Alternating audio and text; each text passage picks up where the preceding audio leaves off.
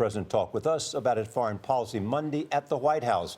We sat down after officials announced another 200 American troops will be sent to Iraq. They will help local forces try to recapture a key city from ISIS.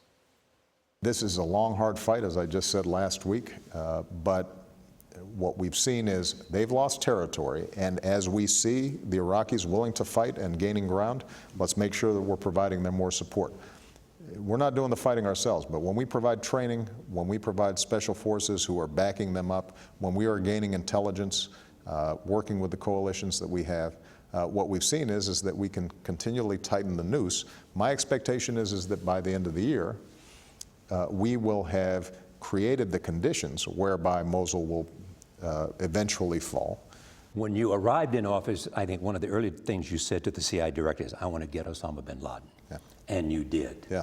I assume you feel the same way about Baghdadi. I feel the same way about the entire ISIL leadership structure, which is as wicked and as destructive as any group of individuals on this planet. And do you think you'll be able to get Baghdadi by the end of your term? My goal is to make sure that we're doing things right, and we've got a plan, and we execute. You take bin Laden as an example. I would like to have gotten him this first year.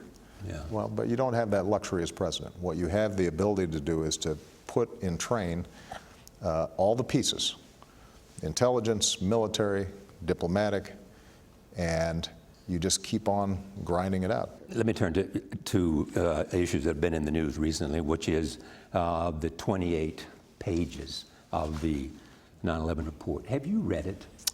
You know, I have a sense of what's in there, but this has been a process which we generally deal with through the intelligence community, and Jim Clapper, our Director of National Intelligence, has been going through to make sure that whatever it is that is released is not going to compromise some major national security interest of the United States. There are just reams of intelligence that are coming through constantly. Some of them are raw and not tested. Some of them are... And some of that may be in the 28 pages. And some of that may be in the 28 pages, I don't know.